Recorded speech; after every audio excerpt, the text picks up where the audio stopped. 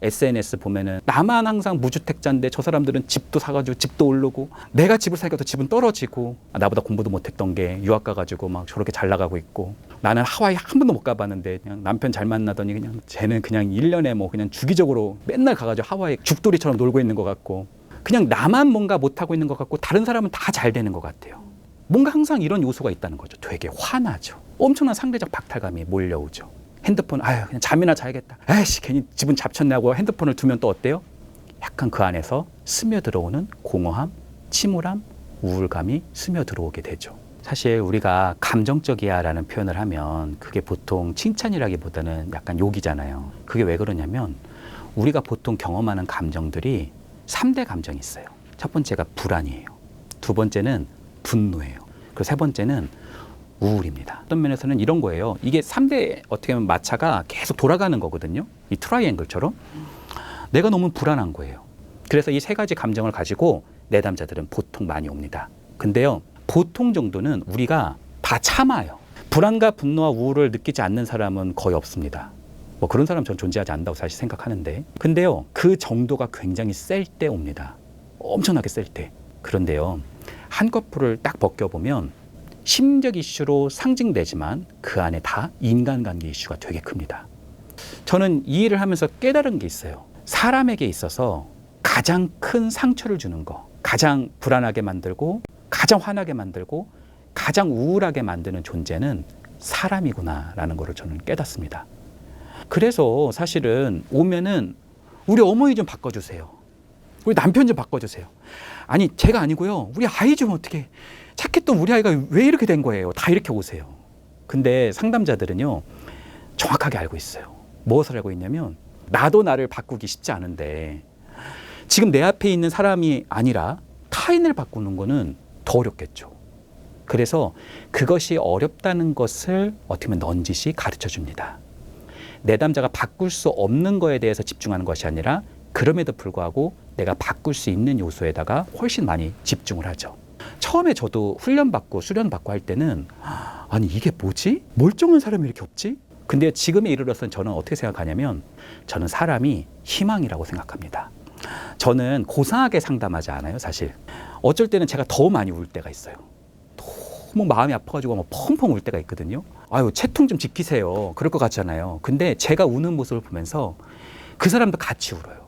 제가 정말 상담사 선생님한테 정말 몇십 년 만에 울어보는 거래요. 그러면서 펑펑 우는 장면이 나오거든요. 근데 그 과정 자체가 굉장히 치유적인 경우가 많습니다. 그래서 상담 자체는 어떤 면에서는 관계적 이슈가 되게 크고 그 관계적 이슈 때문에 상처를 받기도 하지만 또 관계적 이슈 때문에 그 사람이 다시 회복하게도 된다라고도 말씀드릴 수 있겠네요. 저는 현재 연세대학교에서 연구교수로 재직 중이고요. 많은 사람들을 상담하고 있는 이헌주 상담심리사라고 합니다. 제가 오늘 여러분과 나눠보고 싶은 주제는 나를 좀 더 아끼고 좋은 사람들과 행복한 관계를 맺는 법에 대해서 여러분들과 한번 이야기를 나눠보고 싶습니다. 요즘에 유튜브에서 혹은 여러 책에서 자존감이라는 이야기가 참 많이 나오는 것 같아요. 그래서 어떤 분들은 자존감 높이려면 뭐 산책을 좀 다니래요. 운동을 하래요. 억울하면 뭐 성공하면 된대요.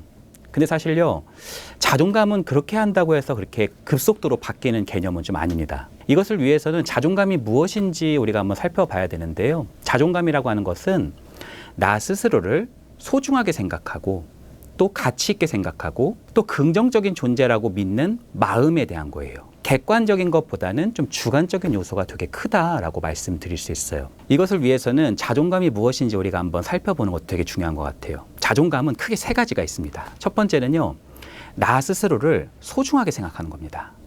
두 번째는요, 나 스스로를 굉장히 가치 있게 생각하는 거예요. 더 나아가서 나 스스로를 되게 긍정적인 존재라고 믿는 마음에 대한 요소입니다.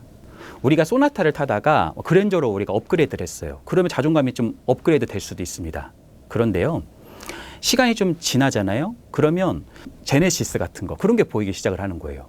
외부적인 성공이나 또 외부적인 요소를 우리가 항상 추구하는 것은 자존감을 높이는 데 있어서는 좀 한계가 있다. 오히려 떨어지기가 더 쉬워요. 왜냐하면 삶에는 어떤 사이클이 있어서 어려운 때가 있을 수 있잖아요.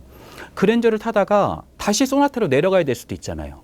내가 30평 아파트를 살다가 24평으로 내려가야 될 수도 있잖아요. 그럴 때 자존감이 오히려 더 박살나는 그런 경험을 보통 많이 할 수가 있죠. 로젠버그라고 하는 학자가 있어요. 자존감에 굉장히 유명한 학자입니다. 그 학자에 따르자면 자존감은 이때 4가지의 방향으로 나타난다고 합니다. 첫 번째는요, 공부입니다. 사실 여러분들 대한민국은 공부에 엄청나게 몰빵이 돼 있잖아요. 그래서 내가 학교를 들어가자마자 어떤 면에서는 공부에 되게 내몰리는 아이들이 많아요. 이거는 시간이 지나서 학령기 초기보다 후기, 중학교, 고등학교로 올라가면서 훨씬 더 커지는 어떤 요소가 되죠. 내가 공부를 잘 못하잖아요. 그 분야에서 자존감이 굉장히 떨어지게 됩니다. 그게 성인이 되면 일, 능력 이런 요소가 됩니다. 두 번째는 바로 외모예요. 초등학교 1학년들도요. 딱 만나잖아요. 그러면 우리 반에서 누가 제일 예쁜지, 누가 가장 멋있는지를 되게 잘 알아요. 신기하게도. 그러니까 내가 우리 집에서는 가장 예쁘다고 했어요. 내가 가장 멋있다고 그랬어요. 근데 학교 가보니까 나보다 훨씬 멋있고 키도 크고 괜찮은 사람들이 너무나 많은 거예요. 세 번째는 운동입니다. 우리나라는 이게 좀 적은 것 같아요. 근데 해외에 보면은 왜 풋볼 선수들 보면 막 인기 되게 많고 그렇잖아요. 그러니까 이 운동 능력이라고 하는 요소는 나중에 커서 건강이라고 하는 요소로 넘어가게 된다는 거죠. 어떤 면에서는 탈모라고 하는 것도요, 외모이기도 하지만 건강의 이슈일 수도 있다는 거죠. 비만이라고 하는 것도요, 어떤 면에서는 외모일 수도 있지만 건강의 요소라고도 말씀드릴 수가 있겠죠. 그리고 마지막 4번째가 제일 중요합니다. 여러분 여기다 별표 치시고 꼭 한번 들어보세요. 4번째가 바로 관계입니다. 소위 인기가 있느냐, 인기가 없느냐의 문제예요. 여러분 자존감을 한번 정리해 볼까요? 뭐예요? 공부, 그리고 외모, 그리고 3번째가 건강, 그리고 4번째가 관계죠. 아이들에게 있어서는 또래 관계죠. 근데 문제가 있어요. 세상이 참 공평한 게 아니에요. 불공평하죠. 외모도 괜찮은 사람이 공부도 잘해요. 운동도 잘해요, 심지어. 거기다가 관계도 좋아요. 그러니까 부익부 빈익빈인 거예요. 그래서 자존감이 한번 떨어지기 시작하면 이게 악순환인 거예요. 공부를 잘 못하고 뭔가 친구들 사이에서 내가 막 대인관계가 좀 떨어지니까 나 스스로에 대한 자존감이 낮아지고, 자존감이 낮아지니까 공부를 더 못하게 되고 더 사람들에게 내 주장을 못하게 만들고, 이런 부분이 어떻게 보면 악순환이 된다라는 거죠. 그렇게 시간에 기대어서 어느 순간 성인이 되어버린 겁니다.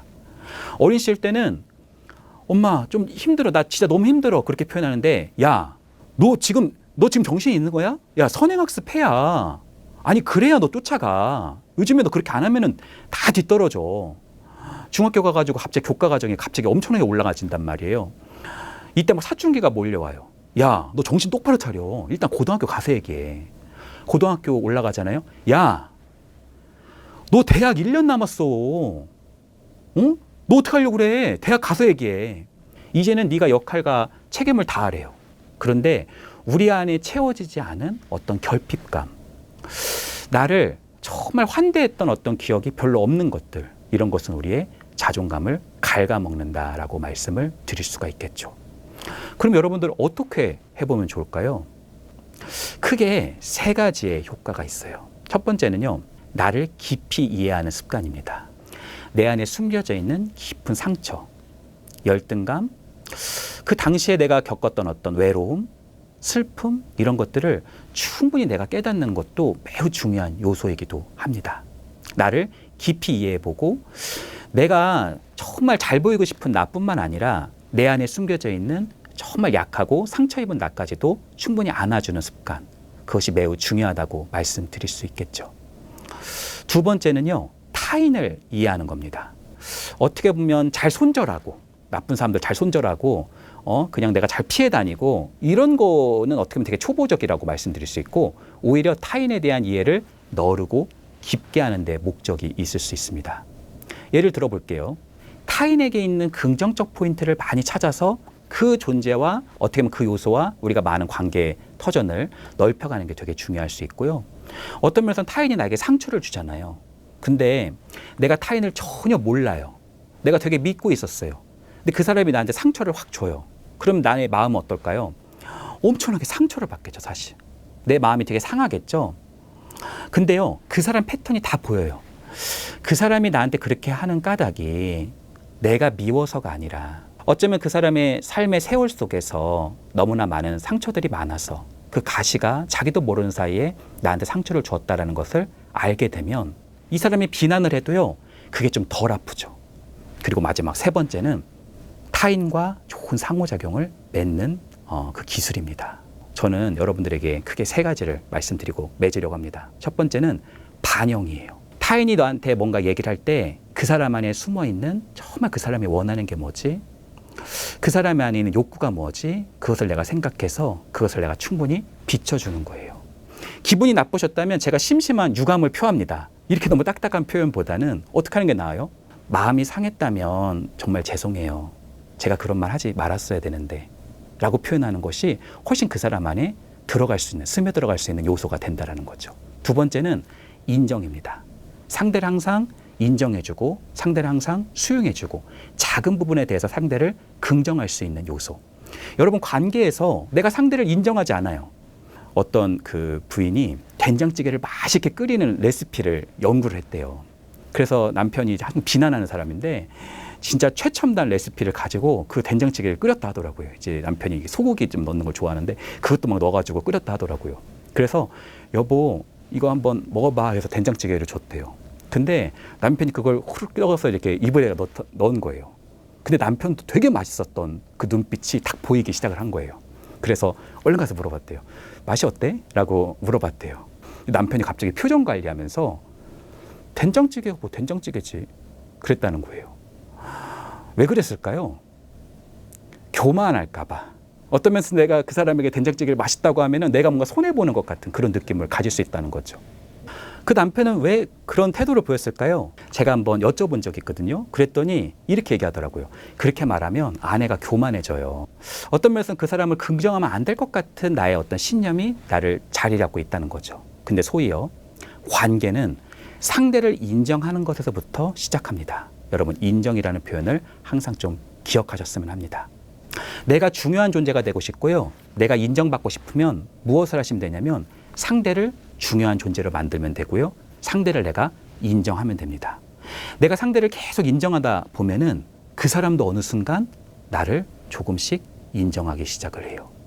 마지막 세 번째는 공감입니다. 여러분, 공감이라는 표현을 참 어렵게 생각해요. 근데요, 저는 공감이라는 표현을 참 쉽게 한번 표현해 보면서 맞춰보려고 합니다. 여러분 안에 있는 중요한 존재들 있죠.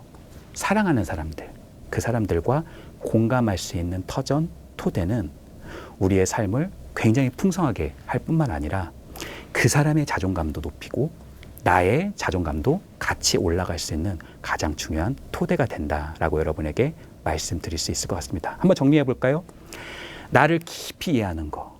그래서 어떻게 보면 내가 거의 마주치지 않았던 내 안에 깊은 나를 한번 마주해 보는 거. 그것도 저는 굉장히 중요한 방법이라고 생각하고요. 두 번째는 타인을 볼 수 있는 힘, 타인을 이해할 수 있는 힘. 타인을 단절하거나 손절하는 힘이 아니라 타인을 내가 조금 더 넓게 깊게 이해할 수 있는 힘이다라고 말씀드릴 수 있고요. 세 번째는 어떻게 보면 그 사람과 상호작용을 형성할 수 있는 힘이라고 여러분에게 말씀드리고 싶습니다. 여러분, 지금까지 여러분을 정말 사랑하고 나를 아끼면서 타인과도 내가 좋은 상호작용을 할 수 있는 법에 대해서 한번 배워봤는데 여러분의 삶 가운데 많은 실천이 있기를 바랍니다. 감사합니다.